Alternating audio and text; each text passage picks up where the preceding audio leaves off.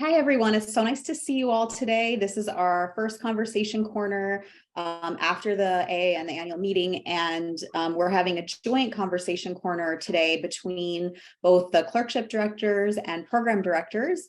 And one of the main things we wanted to do at this meeting, well, there's a couple things we're going to do, but we really would like to, since we're so fresh after the meeting, we want to talk to everyone about your feedback about our educational programming. So we'll get to that in a little bit.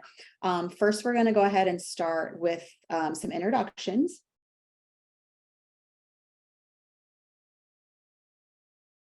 Is Doris here? Yep. Oh, okay. Go ahead. You can. Hi, Rebecca. Thank you. And I'm really excited to have this joint meeting today. So just let me start by introducing myself. I'm Doris Kung. I'm the chair of the CNCD, Consortium of Neurology Clerkship Directors. And I am here in Houston at Baylor College of Medicine. And my chair-elect is Stephen Van Herens at Northwestern University. He is joining us soon. I don't know if he has made it on yet, but he will be joining us very soon. Our past chair is Erin Furstemming, and she's actually just across the street from me at University of Texas in Houston as well. And our staff liaison is Ashley. Ashley Muntz is here on the call. Thank you so much. And she knows everything undergraduate education. So she's awesome. All right, and in terms of the CNPD, I'm Rebecca Matthews. I'm the program director at Emory, and I'm the chair. The chair-elect is Jeffrey Ratliff, who is the program director at Thomas Jefferson, and he's here with us today. Our past chair is Emily Pulfar at Wake Forest, and our staff liaison is Ben Stoddard, who is really awesome and very knowledgeable and helpful. And so we're very appreciative of his work with us. And so our first order of business today is to go ahead and get some feedback from you all about the annual meeting. And, it was great seeing so many of you at our annual course. And so we would love to hear what your thoughts were about that, and also just about the Training and Educator Hub in general, the mentoring program, the faculty and the training and faculty reception. Just your overall feedback, what your thoughts were. And so we're really looking forward to hearing what you all thought about the meeting. So if you want to put your hand up, or you can just unmute yourselves and share your opinions, that would be great. I know there are people here that will have lots of opinions, so please share them. We'd love to hear them. All right, so Dave Preston here. I thought the meeting was really, really good. I really enjoyed it a lot. I really enjoyed Zach London's presentation. My only constructive feedback would be that I think the setting for his talk was a little bit too open. I thought it may have been a little bit better in a closed room. How about that? I don't know. I don't know what people thought about that.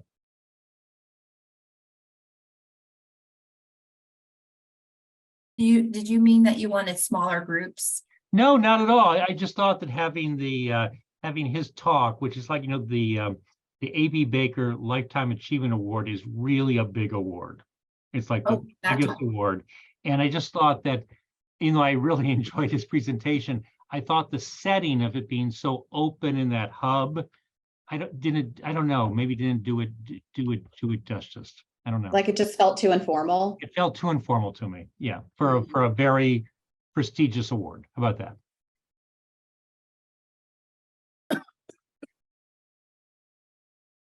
All right. Stephen Clayton has a hand up from University of Oklahoma. Yes, so I think hopefully it's going to be addressed by the NEAT program moving forward, but I really enjoyed the time networking with many of you. And actually one of those places was in the networking hub at just the clerkship director lounge. We had a very riveting conversation. So I think any opportunities we can to just have some scheduled time would be very helpful moving forward. Yeah, I think that's great feedback, and I agree. I thought that the session just the program director's session where we had specific topics to talk about was great. But just having time to go off topic, just chat with others in an unstructured setting, that's really kind of what I like the most, chatting with other people and, talking about the issues I have and hearing what other people have done in those similar situations. Okay, so there were some comments in the chat about, so Garipor said, great meeting, would love to have the business meeting with updates. Yeah, we did get feedback that people wished we had the business meeting at the meeting as well. We heard that from numerous people. Tiffany has her hand up.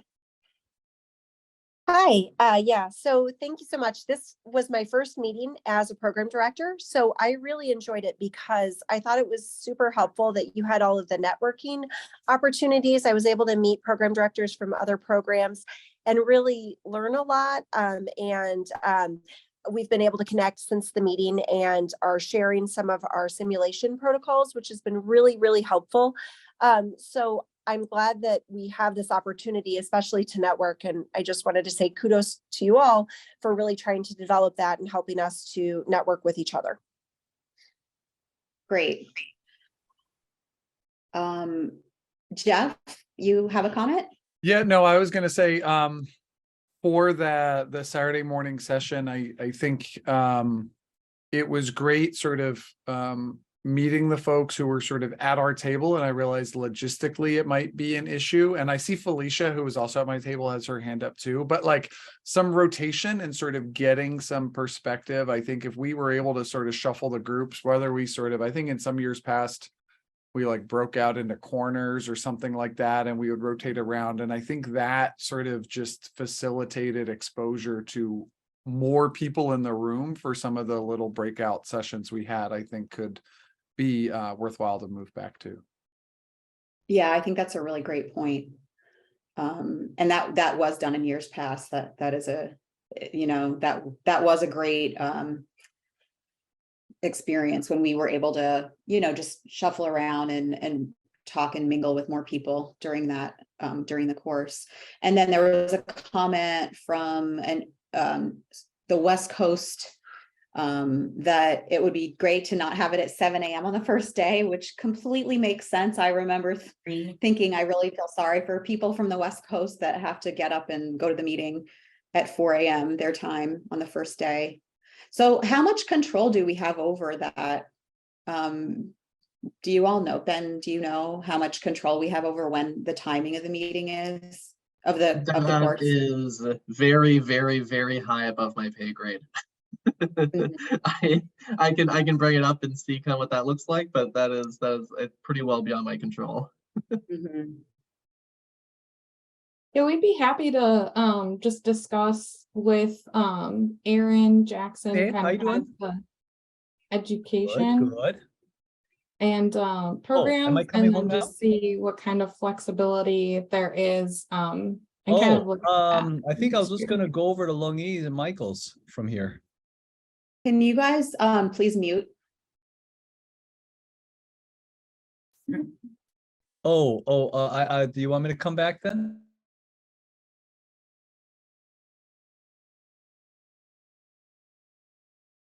Okay.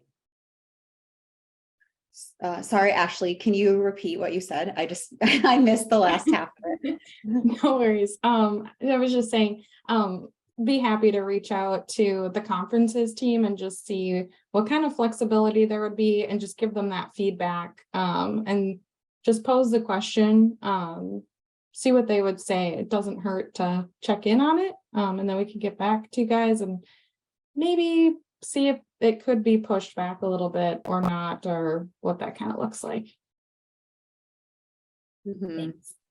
Right, and the afternoon would be nice as well, rather than 7 a.m. Though we had really great turnout despite the time that it was, standing room only there, so people still came. It was great.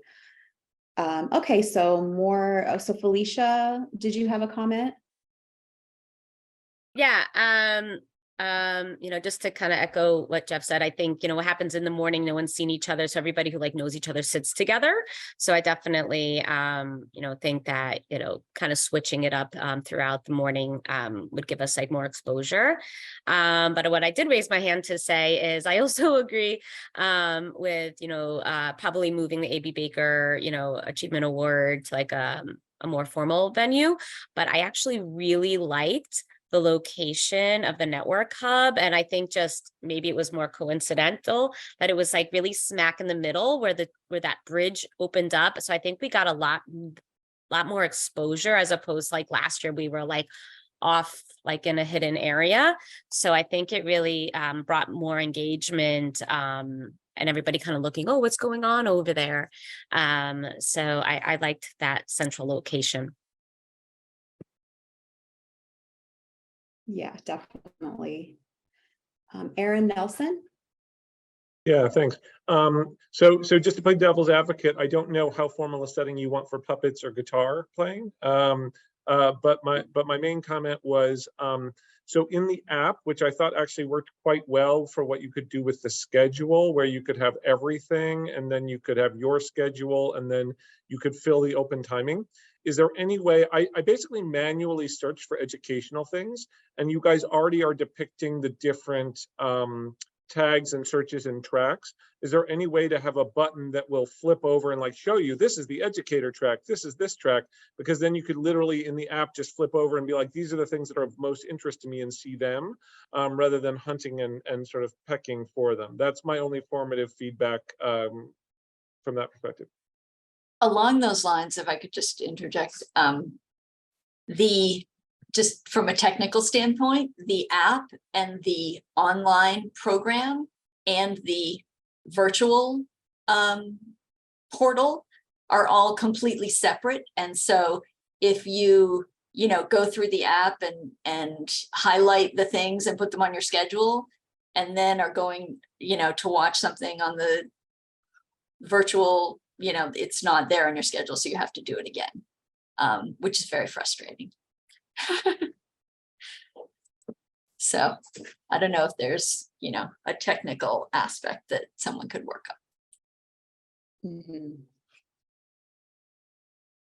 I think that's kind of, it's a great point, and something we can look into. Erica?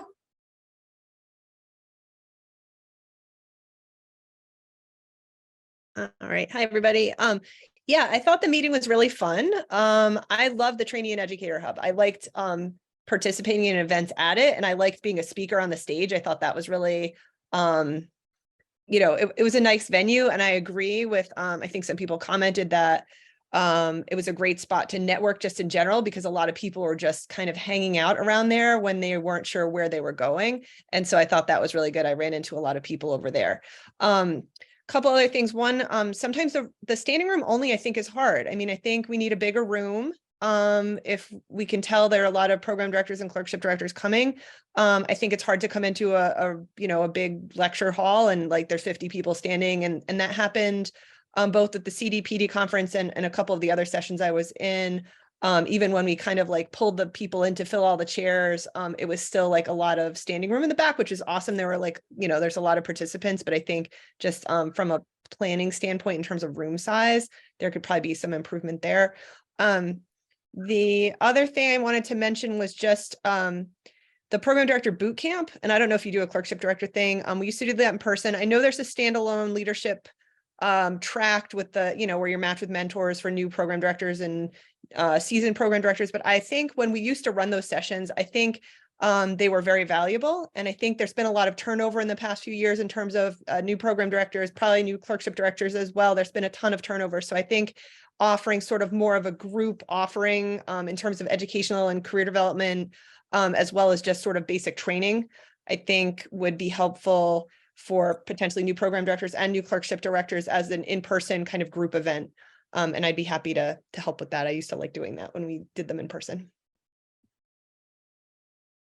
I agree. That was really helpful in the past. And it did seem like there were a lot of new program directors at the meeting this year at the networking events. It seemed like you know, at least 60 to 70% of the program directors I met were had been in their role for less than a year. And so, you know, that would be very helpful. Yeah, and I think also there's a handful of there's like new programs too. So I think there's more of us than there used to be the last time we were running these kinds of things. So I think that would be fun to sort of resurrect. Right. And then Tiffany, did you have another comment? Nope, I'm good. Oh, okay, your hand was still up. Okay. And then there's some really great feedback in the chat. Just you know, a lot of positive comments about the hub. Oh, and then the virtual option.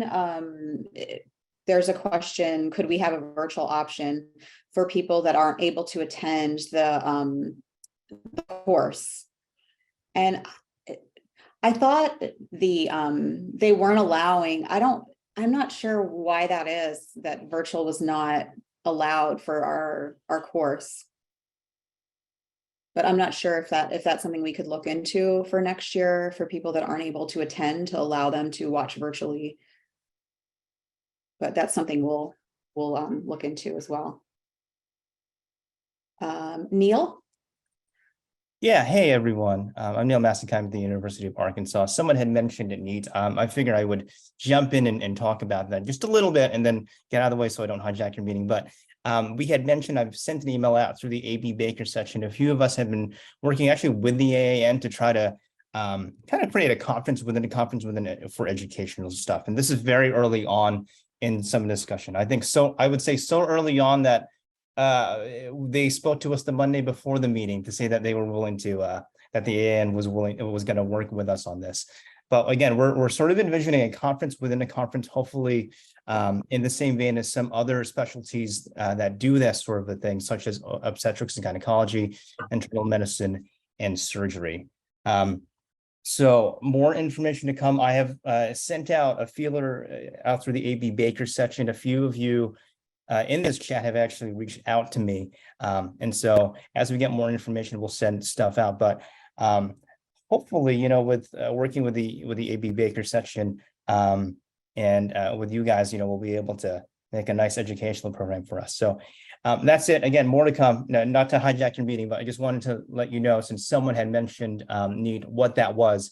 It's an early work, but it'll be there for 2024, the Neurology Educators Annual Training Conference. So that's it for now. Again, if you have any questions, feel free to find me in the chat. So sorry about that. Thanks, Neil. Okay, and then we have another comment in the chat about room size, that room 155 was small, and there were a lot of sessions in there that had a lot of people. And so again, I guess room size is something we need to consider and look at closely. No one has commented yet about the about the networking reception. Any thoughts about that? This is Michelle Bell. I thought it went really well. I like the little tables, and I think that just the arrangement of the posters allowed for intimate conversations, but also you can still see everyone. So I thought it was great. Yeah, I liked how there were the little areas for the program directors and the clerkship directors to kind of hang out, so students could come over or we could just hang out with each other. Yeah, a lot of hanging out. Stephen? Oh, yeah, I just wanted to echo off that honestly, at least the time that I was there was 0 students coming over to that little hub area because there were enough posters that they were engaged. So that was a little bit, disconcerting to me because our university didn't have a poster. So I was hoping to actually kind of mingle with some of the trainees, but again, it at least allowed me to interact with some of the other clerkship directors that didn't have posters. So I don't know, pros and cons.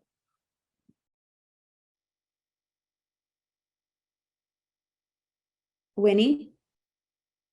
I think myself and one other program ran into this weird thing where our posters were on the opposite sides of like two pods.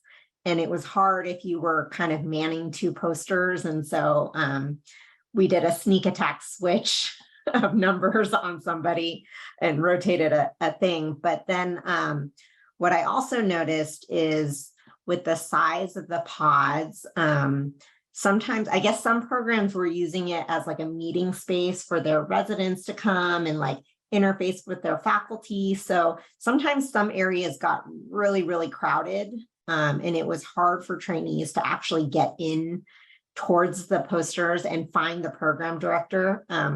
I mean, I think it's really great in the spirit of like, you know, trainees and faculty meeting and networking, which is really good. But I think, I don't know if that just needs to be spaced out a little bit more or what, but I noticed that kind of in my pod a little bit.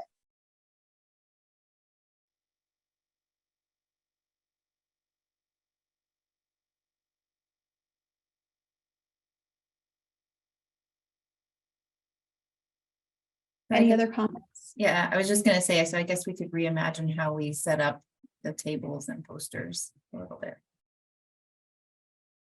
Thank you for that. Has there been any feedback about the medical student symposium?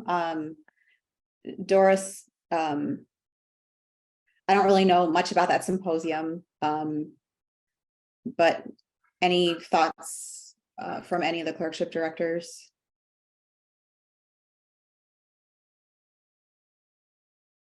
I think it went well. I mean, it was interesting. I even had some undergrads that were there. So the kinds of questions that I was getting ranged from, you know, initial interest in neurology all the way up to those about to enter their internship. So I actually think it was great because it just let them go off the cuff and ask whatever they wanted and kind of put me on my toes to have the right answers. So I don't know. I thought it was really, really good, although I'm sure we all may have completely different answers that we were delivering. So if we were to do it in the future, it may be nice to, for some kind of key questions we know are going to be asked, to have a little bit of a guideline, I guess, on a standard response. I don't know, maybe people disagree with that, but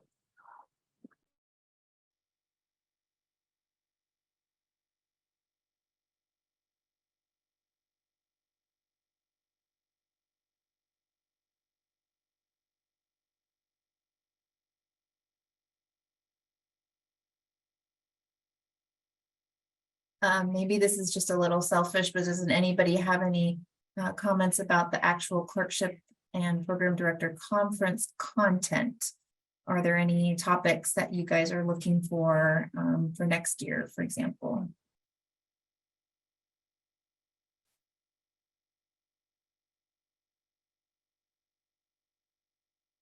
I loved the content and I thought it was, you know, up to date with what everyone was thinking about in terms of AI and letter writing. And I think some good ideas have definitely come out of that meeting in general.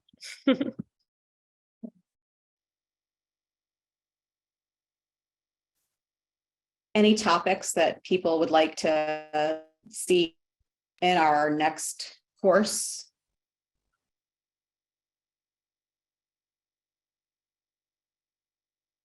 I like Lygia's comment in the chat. I agree with all of that. Mm-hmm. Yes.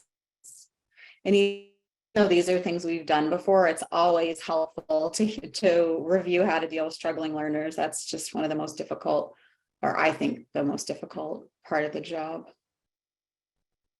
Oh, hi, it's Marianne Mays. I think also talking about kind of the milestone development of educators too, kind of a new area of just how to develop some of our staff, as especially new staff as they're developing their careers, would be great.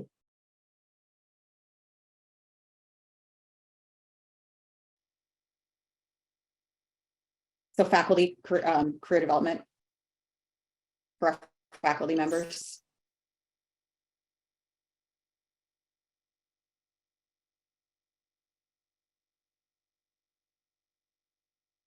Yeah, Aaron Nelson.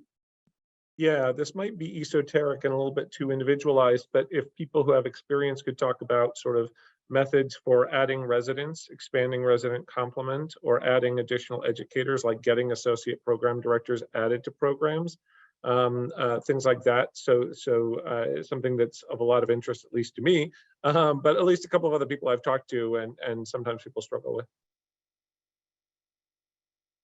Okay. Very good idea. Andres?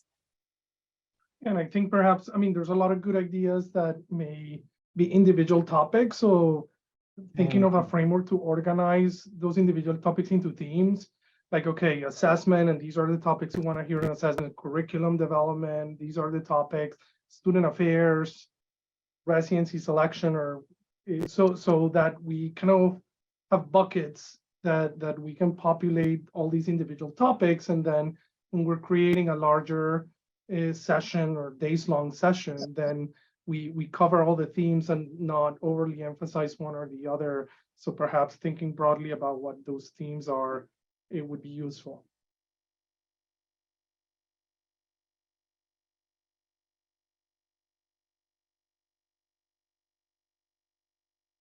And there's some good ideas in the chat. How to advocate or demonstrate value of our clinical educators, the funds flow, and then some panels.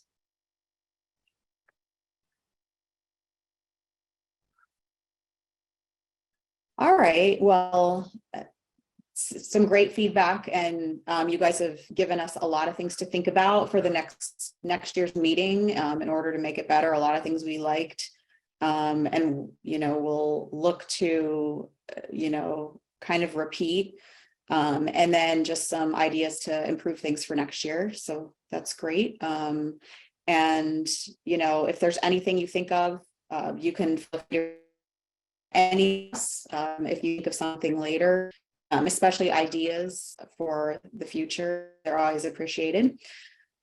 Next, we will move on to, we are now going to review some match data from the NRMP and discuss that. And so let's first just review some statistics from the match. For PGY1 positions. So these are categorical programs, and this is just data for MD, for US MD and DO seniors. So there were 146 programs that offered categorical programs, with 146 positions offered. So we had a great fill rate. There were only 3 unfilled programs. And down below, you can see the number of applicants we had and the number of matches. And this data was not published for international graduates. We only have this data for MD and DO seniors. However, just looking at the numbers of the matches for international grads, just by subtraction, but the majority of our matches were US MD and DO. And then there is some more data on that on the next slide. And so percent filled, 99.6% were filled by MD and DO seniors. And then you can see how many positions that each of the MD and DO seniors ranked, how many programs that they ranked. Next slide. So this shows us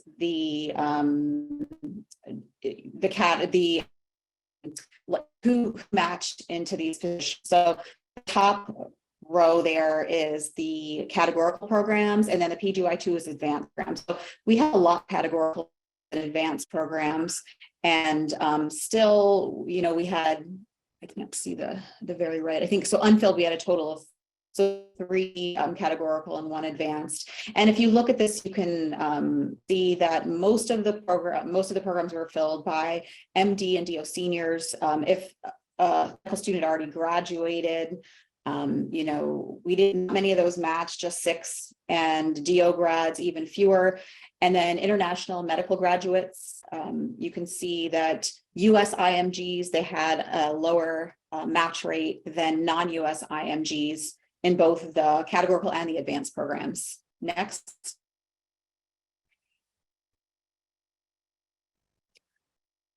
So this is just showing the number of positions that are offered over time. And so in 2023, you can see that we have more, there's been quite a big increase in the number of categorical slots. But the number of advanced slots continues to decrease. If you look back in 2019, there were 281 advanced slots, and now there's just 218. So this, a lot of programs are switching from advanced to categorical, and that I think this is a reflection of that. It's not that we are losing positions; it's just that there are programs that are switching over. It's obviously, to the applicants, it's more attractive to have a 4-year program rather than a 3-year program. And so it has been a big increase in the number of categorical slots available from 617 back in 2019 to 846 slots this year. Next. By the way, Rebecca, you're a little bit choppy, so I don't know if you want to. Oh, okay. Sorry about that. Yeah, sorry if you all can't hear me well. I hope my internet. Maybe you could turn off the camera, and that way you'll be. Okay. All right, is that better? Yeah, sounds good. Okay, great.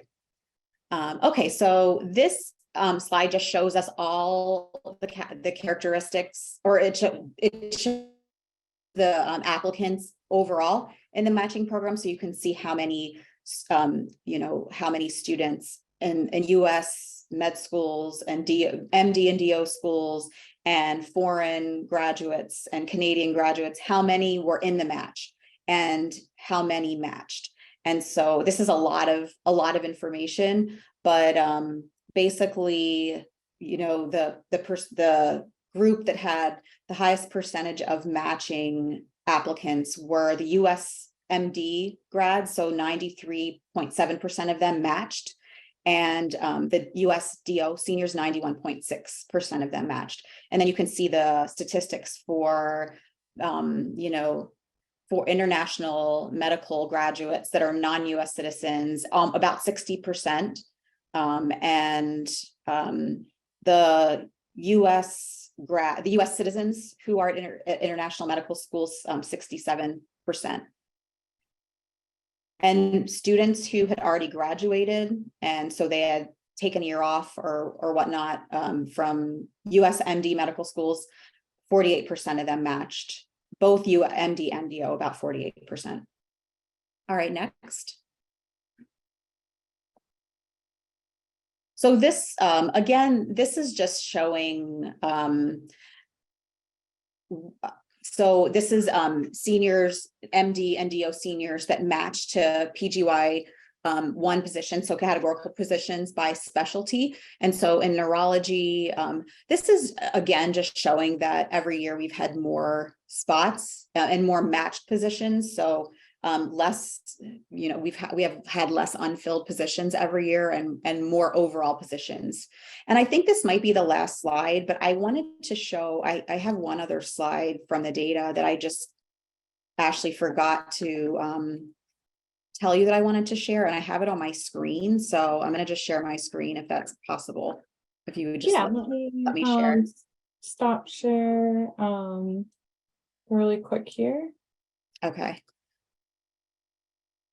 Let's see.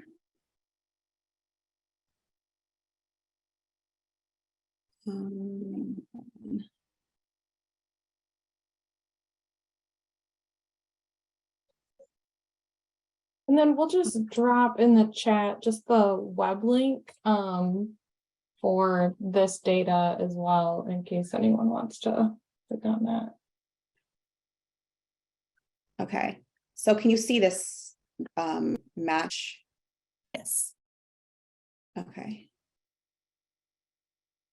What I wanted to show was that unfilled positions in our specialty compared to others, we can see that in neurology, So we had 846 positions and 843 filled. And so this has been an increase compared to previous years. So every year it's becoming more competitive, or we have fewer unmatched positions, whereas, you know, you can look at these green arrows and see which programs are becoming more competitive over time, and which are less. So there was a lot of talk after the match about emergency medicine. So there were 3,000 spots offered, and you know, there were over 500 unfilled positions. And that's a big difference compared to years past. This used to be a very competitive specialty. And you can see, you know, child neurology also, there were only 3 unfilled positions. And, you know, anesthesiology also very popular. So I think it's always really interesting to see which specialties are becoming, you know, more competitive and with fewer unfilled spots. Psychiatry as well, there weren't many unfilled positions. All right, so that is all of the match data that I wanted to share. And I think we can move on to the next slide. And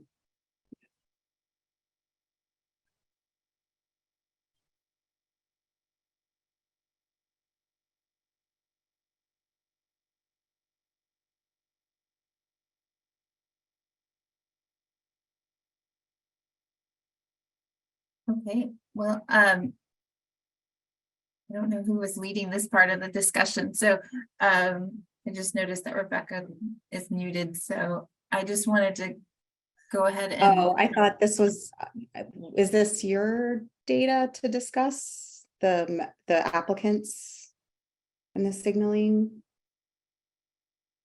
Let's see the next slide. Sorry, So, this was. we don't oh. have any data, so this is just going to be an open discussion. Oh, open discussion. Okay. For the application management and signaling. So I could take the slides down for this too, if you guys wanted to see each other, since there are no slides for this portion. Yeah, that'd be great. Sure, that'd be great. Yeah.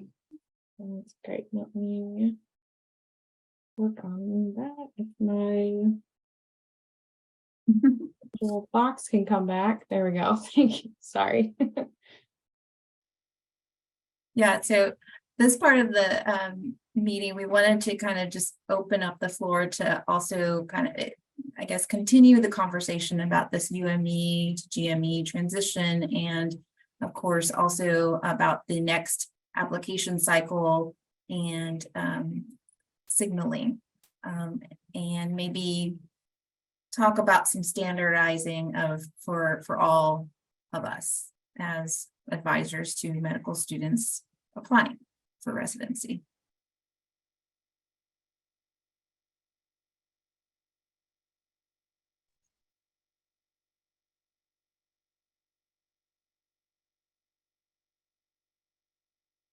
Anyone?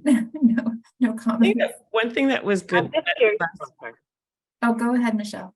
Yeah, last year, I think most people told their internal medical students that they did not have to signal their home program, which I think was good. I think it's allow them to use their signals for other schools, but I think it also just like took some pressure off of them, because maybe they weren't that interested and they didn't have to like pretend they were interested, because at least I know in my situation, I also serve as like their mentor and guide through the process. So I think it's better for that dynamic, that they don't have to signal.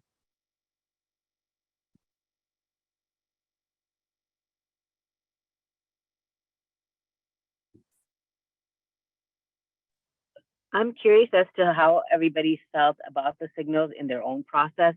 Did they feel it was helpful? Do we think because of the number of signals being so low that ultimately it didn't help us much, except maybe point out some people we would just screen? Because some of the other subspecialties, I had gone to a session about signaling, and some of the other subspecialties are giving more signals so that they can be utilized a little bit, differently. So for us, for example, I felt like a lot of our signals came from maybe some candidates that I would necessarily, interview otherwise. And it brought it to the forefront that I was reviewing their application, but I'm just curious as to how people used it. And if we think that 3 is the right number or it should be higher.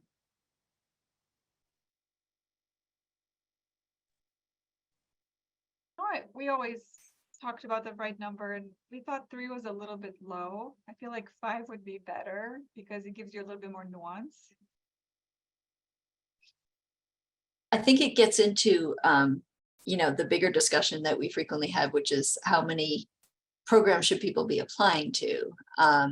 And so essentially, if we give them more signals, then we're essentially using that as the number that we actually want them to apply to, right? Because you know, at the clerkship director and program director thing, there are conflicting advice and viewpoints, right? So if you're advising a student and you want that individual student to have the best chance possible, then you'll tell them to apply to more programs than they really need to. But if you're a program director and you have to review all these applications and figure out how many interview spots you have and how to use them, you don't want people applying to, you know, 3 times as many as they need to based on the stats that we just saw. So if you give more signals, then you're essentially saying, like, this is the number that we want you to actually apply to, which is fine. I think we could do that, because otherwise there's no mechanism that we have, like we talked about before. Is there a mechanism where we can limit the number? And there's no way to do that. And it's not really fair to do that, because I think we all agree that there are certain applicants that probably should apply to more places. But anyway, the number of signals that's appropriate, I think, depends on what we're trying to use them for, right? I think there's some orthopedic data, and I might be wrong with the subspecialty, that increasing but they have a really large number of signals, but that increasing the number of signals, like you're saying, that having a larger number of signals that was actually helping in decreasing the number of programs applicants were applying to. But these lower numbers, like 3, even 5, it didn't actually significantly change the numbers that were being applied to at all. So, you know, from our standpoint, from the PD standpoint, the volumes and all that are the same. But I mean, I don't know what that magic number is, because I think orthopedic is something insane like 30, but that did decrease the total number of programs people were applying to.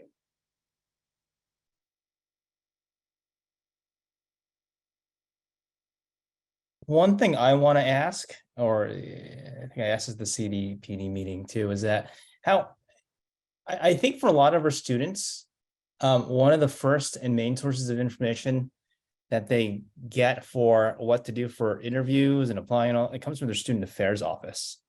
So I wonder what our individual student affairs offices are saying now. I mean, I'm friends with our student affairs dean, so I go in there and say, this is what you must say, but I don't know how frequently that happens. So I'm curious. Yeah, I try to advise our student affairs, and then they still tell all our students to apply to, you know, 30 to 40 programs. And I'm just like, that's way too many. But they still tell them that.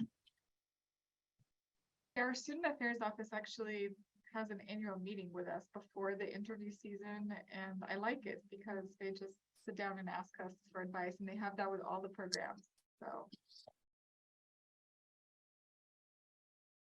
Yeah, I have to barge into my student affairs dean's office to do that.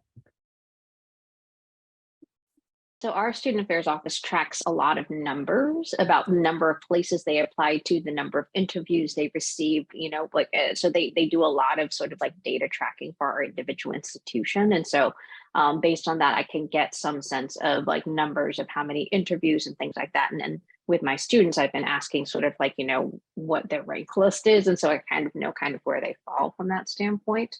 And so I've used that more or less to help guide numbers. And I think that nice statement that came out last year that sort of suggested numbers to apply for MDs versus that was like that number crunch saying that you need this long of a list to match. And, you know, that number crunching, I think, was very concrete and very helpful for students in guiding them. And it kept some of them from over applying. Certainly, if you say 22, they're going to apply to 30 because they're nervous and they can't make up their minds. And they're just like apply to a couple more. And so I think that that's, I think that that was very kind of like reasonable, but it kept my sort of anxious students to applying down to 30 programs instead of 50. And so I think that more concrete statements like that, possibly even annually, might be really, really helpful in trying to corral those numbers, because otherwise they're just gonna be like, it's virtual, apply to all the things. And so I think that providing those numbers helps to rein in the students tremendously. I agree. And I was just asking Erica Schuyler about that because she and a group from AN had put out a statement about that last year or a couple of years ago even now. So I think Erica. Yeah, we were just chatting back and forth. So I was on the work group. Actually, we've put out a statement the last 3 years since we've gone to virtual recruitment. That's gone hopefully to this group. Hopefully everyone saw it. We tried to widely disperse it.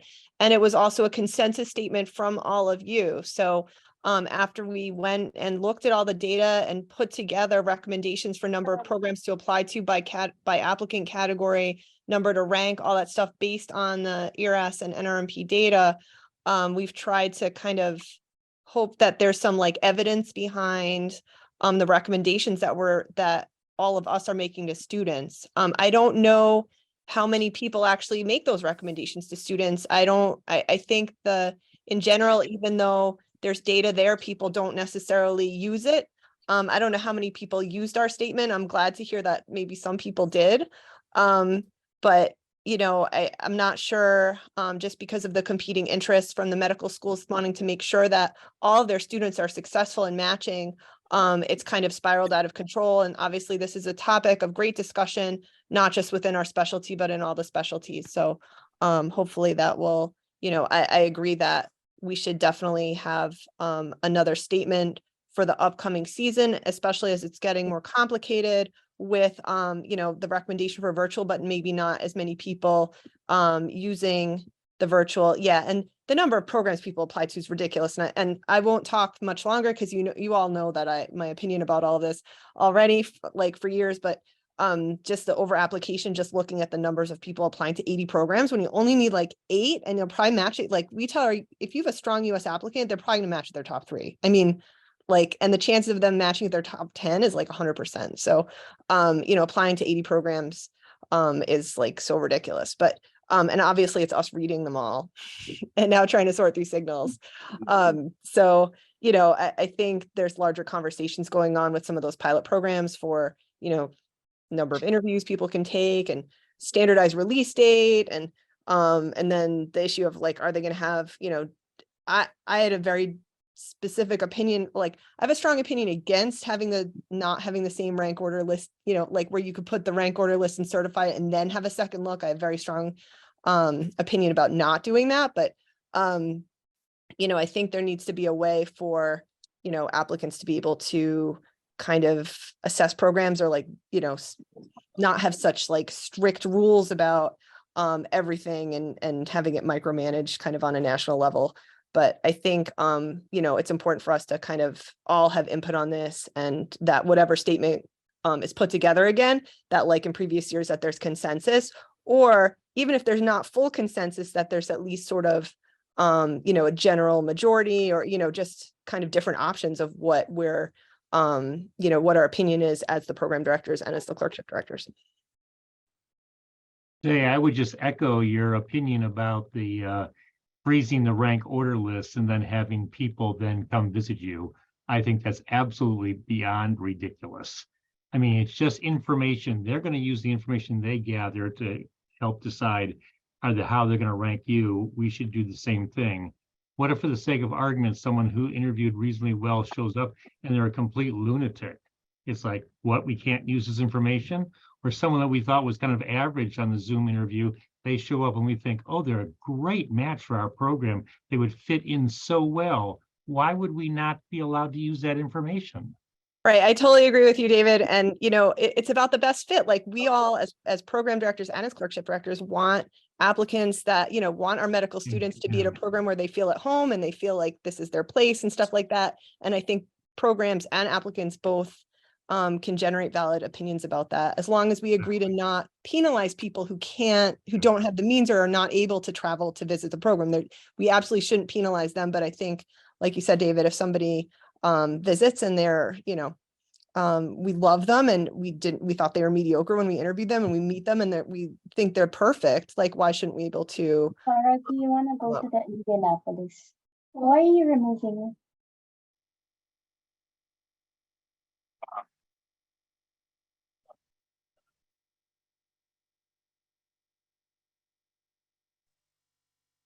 Ariel, do you have a comment? See you unmuting. No, apologies. No problem.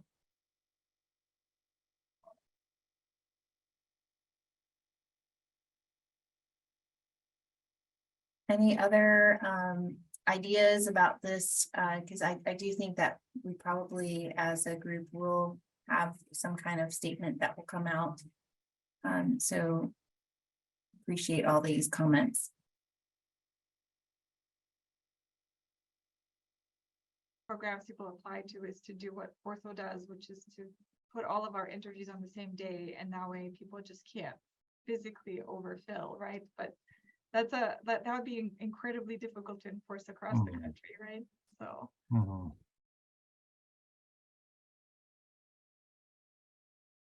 yeah, that sounds logistically difficult. You could do the thing where I think it's opto that limits the amount of interviews they can accept, like a dozen per applicant. I don't know. how do they do that? How do they I think because they're in the San Francisco match and therefore it's a smaller match, it's a little more manageable for them. But in terms of how they actually do it, it's what I heard on the street. I understand that, but what if someone considers themselves a average to low, competitive person, and they feel like, oh my God, I have to apply to more places? That's really not fair to them.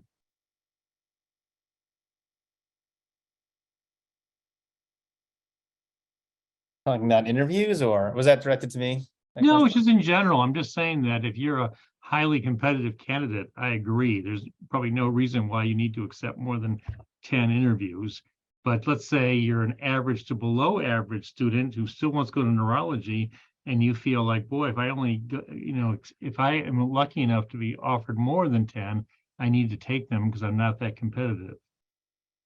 I think the way Opto did it and decided on that number was that they looked at the data, and I think 12 or so was that magic number that gave them, I think the number was like 95% chance of matching. If you had that many contiguous ranks of matching, and so that's how they came up with that number.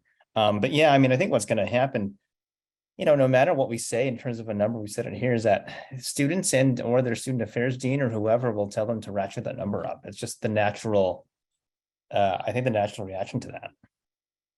And then the students probably ratchet it up another 10 after that because they're nervous. Yeah, so they get or 20 or 50, I don't know. Yeah, I think that when I looked at the data, I think most people who did not match had rank list of 5 and under. Only one person had a rank list of 8 program and one person with a rank list of 13. And that's for neurology, as far as I'm aware. honestly, after reviewing so many applications, at some point, I'm just like, I don't think I make good judgments about picking anymore. It's a law of diminishing returns. To at LearnServe Lead, I think the AAMC also did a study. It was a modeling study where they looked at internal medicine, ER, and ortho, and looked at interview caps. And it was just purely a hypothetical modeling. And the cap number was high. It was like 30 or something like that, which showed that they still, it wouldn't affect the match rates, the entry rates for US, MD, and DO, although it did affect the entry rates for IMGs. Maybe that's something worth doing similarly in neurology to actually say, like, what is the model of introducing interview caps, and where does that number actually start affecting match rates?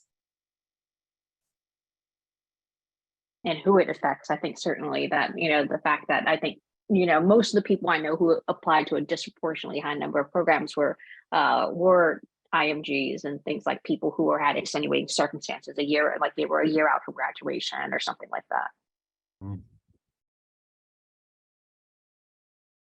These are all excellent ideas. And unfortunately, we're getting close to the top of the hour. So I appreciate everyone's ideas. I think for one, for the annual meeting next year, it sounds like we're going to have some great ideas and maybe even ideas for changing up the venue a little bit in terms of like space and people. So that's great. And then of course, look forward to more conversations and a consensus statement from AN, perhaps from Rebecca and Emily and Erica and my group for everything. So thank you guys for everything. I think Ben and Ashley have a few announcements before we end. Perfect. Hello, everyone. We'll make this super quick and easy. So first of all, we do have AN trivia coming up. So on June 13th, please encourage your residents or medical students. They might be, you know, a little out of their, little in deep water in that one, but still really fun. Dr. Price and Dr. Prasad are great hosts doing case-based Kahoot on kind of a trivia situation here. So please have them join June 13th, 6:30, 7:30. It's a great fun. You can bounce the next one, Ashley. Next, our awards and scholarship season. So first, for clerkship directors out there, our visiting medical student scholarships are open. So if you have medical students that want to do an away rotation or have found a really cool opportunity, please have them apply for the scholarship. I will post, or Ashley will post the link in the Synapse tomorrow. That way you can get those links directly and send them to your students. We would love to send them away. So please encourage that. Next, we are opening up our regional conference scholarship. This one is for residents in the fall. So for our Las Vegas conference, we do send residents to that one as well. Please encourage them to apply when it opens in June. And this year we are opening our annual, I know we literally just came back from the annual meeting, but in June, we are opening our 2024 awards and scholarships for the annual meeting. We are opening them a bit earlier this year just to kind of let people kind of make those plans early and to kind of allow for the maximum number of applicants possible. So please be aware that these awards are opening in June. Usually they open in August. They're still going to be open through November, so we're not going to close them any earlier, but they will be available starting in June. So if you want to be that first person to send your resident or to send your medical student to the annual meeting, those will be open for you to use. Feel free to jump to the next one, Ashley. Thanks. And finally, our next consortia meetings. So the CNEC, so the Education Coordinator meeting, that is Tuesday, May 23rd. So from 1 to 2 p.m. So be sure to tell your coordinators about that. Next CNPD meeting is June 13th, and that is from 4 p.m. to 5 p.m. CNCD, you guys will be joining together on June 22nd, so the week after. And for program directors here, the CNRF have a quarterly meeting, and that is happening in August. You'll see more on Synapse to remind your residents about that. But starting this year, the CNRF, the chair wants to do specifically a chief resident meeting. So to kind of provide them with resources and to have kind of their own crew and to have communication with each other. So please have your chief residents reach out and to kind of keep an ear to the ground or more onto Synapse to hear more information on that. And with that, that is all we have. Excellent. Well, I really enjoyed this joint meeting, so thank you to all for being here, and I look forward to our next one and see you guys all in June. See you guys next time.